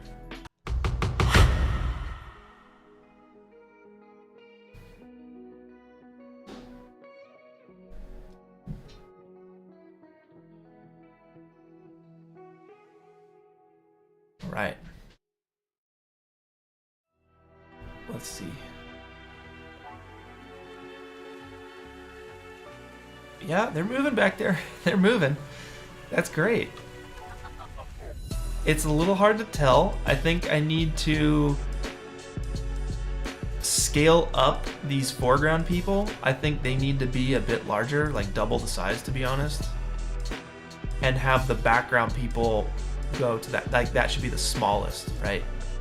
And then work up to double that size. And then I think you'd be able to tell the difference in the way that they're animated a little bit more. But you can see they're moving. They're cheering back there. That's awesome. Yes, it works. It works. Yes, that is so satisfying. Heck yeah. Oh, that's awesome. So I'm about to figure this out, but like, how I'm gonna do the foreground, that's a question. Definitely for me is a question. How the heck I'm gonna do that?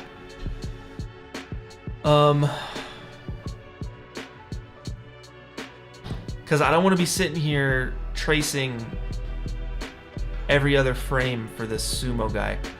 The reason I'm doing it in 2D is because, well, one, I love drawing and I want to incorporate that style. I've never done it before. But two, I am not good with 3D character animation specifically. Like, character animation kills me. So I'm trying to figure out a unique way to do this, right? Tomek, thank you for the super chat, man. That's what's up. Absolutely, yeah. I'm glad that it's helpful for y'all. Yeah. So Papaxo, I feel like at the most I'm probably gonna do 12 FPS. I was referencing some scenes from Avatar, The Last Airbender. last night, and they had the characters animated on 2s, which is every other frame. And then there was a slow-mo sequence, and they were animated on 3s, every 3 frames. So when it goes to this moment here, I'll probably have them animated on 3s, right? This slow-mo little area. And also another thing I learned was that say like the character themselves, their arms, their hair, their clothes blowing in the wind, all that stuff is animated separately from the character's position in 2D space. So I think I'm gonna break that up. And this might be a totally obvious thing for animators, but for me, having never done it before, I think that's going to be huge, is separating the like XY movement of the character on screen from the actual animation of the character's face and arms and stuff. Because in my scene, I'm going to have this sumo wrestler leap into the air and be, you know, kind of moving up a little bit and then coming back down. Maybe they crash down, I don't know yet. But I think what I'll do first is just animate the character, their limbs, and then I'll leave any of the vertical animation to After Effects or C4D, you know? I think that's the idea. Yes, 24 FPS is a must. 24 FPS is a must. And I think what I'm gonna do is my background is actually gonna be animated. Let's see. The background is gonna be animated on 24 frames a second. So it'll be moving every frame. But the characters will be moving on every 2 frames, right? So I think that's what we'll do.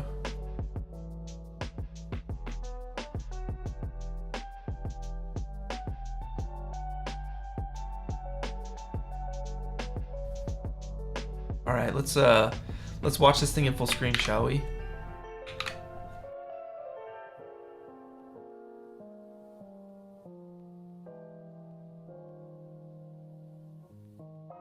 So here's what we started with at the beginning of the stream.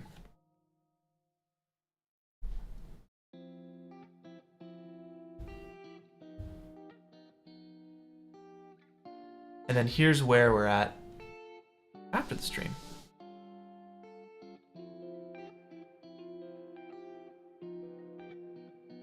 Yes, dude. Yes, that totally works. Totally works. I can't wait to do this in color. Just have it be super vibrant. The goal, again, I'll show you guys, color-wise, style-wise, is to do like this. Right, so just imagine this color and the vibrancy and everything and the line art, all that, but over this. So that's the goal. That is the goal.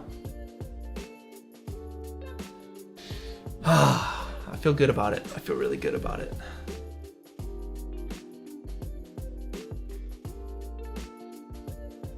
Sweet. Okay. Yeah. If you guys have any more questions, I'm happy to answer questions for the next 5 minutes here, and then I'm gonna get back to it. You know what? No. Let's leave it on the art. I'm happy with that. Mortal Phoenix, there is a challenge going on. It wasn't even announced a week ago. It was last Saturday when we did this. So there's still plenty of time. The deadline is the 29th, August 29th. I'm pretty sure I'm getting that right. If you go to my YouTube channel, the main banner across the top of my YouTube channel will actually have the entire schedule for you guys. 27th is the deadline. Thank you, Sotomonte. 29th was the announcement. Sweet. And next week, guys, I will have the submission link for you, okay? So people can start submitting their art by next week. Next time I stream, it'll be live. That does not mean that you guys have to submit. It just means there's a submission link. What we want to try to avoid is having people submit too early. And we just want you guys to use as much time as you have in order to make your art looking as nice as possible. That's really it, right? How do I feel about the progress from the community so far? I'm loving it, man. Seriously. So in the Discord server, under the, what is it? What's the channel called? Let me get you guys here in a second. Feedback. Yeah, there's a feedback channel under the BossFight challenge category. Under Get Started, announcements, discussion, we got feedback, right? And everyone's got their own little forum page almost, where you can go through and look at all the art that's coming in, go to gallery view and scroll down and look at some awesome stuff. Yeah, there's some incredible art so far, and incredible drawings. Like, yes, it looks so good. It looks so good. And that's really what I want to feature on Monday, right? So this upcoming Monday, right, you guys can join us on Discord. We're going to be doing a voice chat session with the whole community. It'll be myself and the moderators up on the stage, talking it out for an hour and bringing you guys up every 5 minutes to talk about your art, to talk about what you're struggling with, to talk about how you're feeling about everything.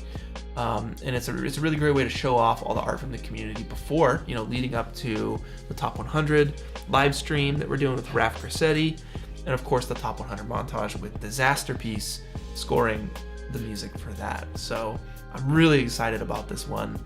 And yeah, what I'm trying to do is just experiment and have fun. I'm okay with it. If it turns out that it's like a little bit further along than this, that's cool. I'm having a good time with it. And I hope you guys are as well. Let's see, any questions? Will a version of the thumbnail or logo be available to use in thumbnails and social media? I think we can probably post something up there, pin it in the, maybe in discussions or something. I know we did it last time for Endless Engines. Ray, what's up, Clint? If you use only C4D or Blender, should I learn Unreal? How will my workflow benefit? It took me like a year to bust out something that I was proud of outside of Unreal, and I think now you can do something a lot faster.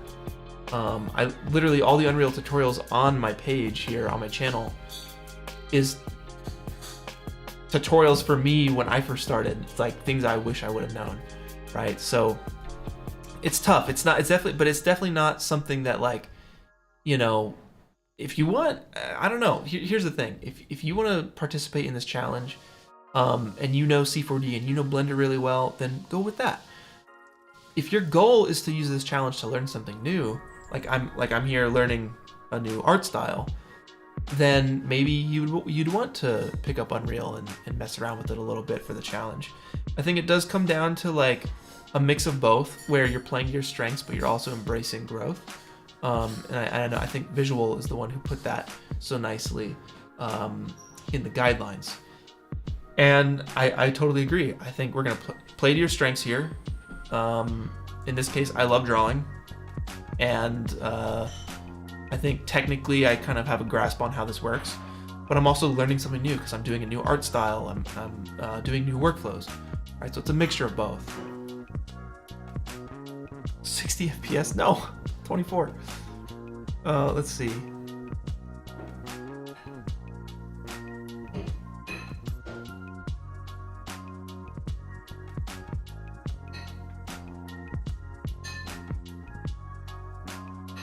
Can you use a live action element in the project?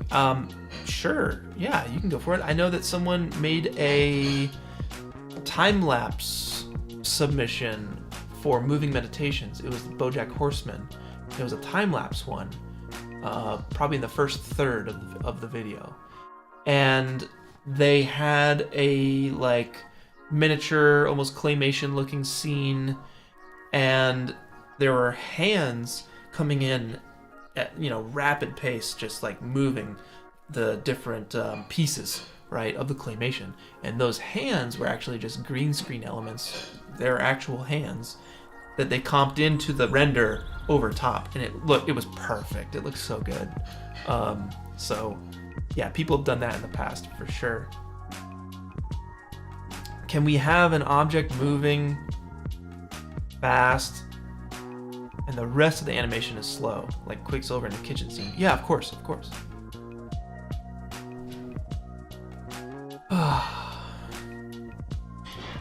Sweet, guys. I'm gonna have to call it soon. I think that's everything here. I'm just reading all your guys' questions.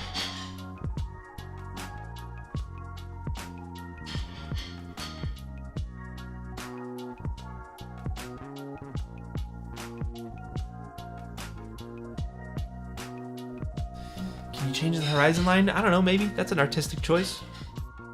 If you make it work, you make it work, you know? Lots of questions here. Generally, guys, if it fits into the montages, if you don't touch the camera, don't mess with the timing of it, keep the boss the size of the boss, keep the hero the size of the hero that you see here on my screen. You know, have fun with it. Think outside the box. You definitely can bend some of the rules, but just know that it is a competition, and if you bend the rules too far, it may not work out, and you may not get into the all renders or the top 100.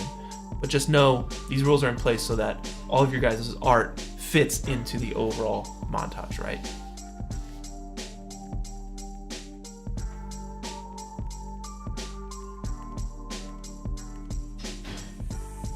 Does the boss have to be bigger than the hero? Yes, absolutely. Like, this is the scale you guys want to go for, is this scale in here. We have big, medium, and far project files. Obviously, we're looking at the close-up. This is the close-up one. You can clearly see that they're pretty close to each other, maybe 10 feet apart. Whereas, like this, that thing is way out there, right? That thing's 2 miles tall. That's why we have the large project file, or the far project file.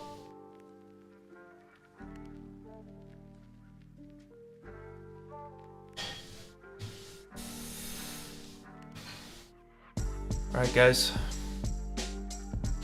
I think that's it. Thank you for sticking around. I'll be here next Friday, hopefully further along the scene. I'll see you on Monday on the Discord server for our little town hall chat. And yeah, other than that, good luck to you guys. Next week we got a submission link for you. Have fun with it. Seriously, guys, have fun. It's a good time. Keep learning, keep growing. I'll see y'all on Monday on the Discord, Friday, same time for the live stream next week. All right, guys, peace out. Have a good one. It was nice hanging with you guys. It was a good stream. I felt good about that. Catch y'all later.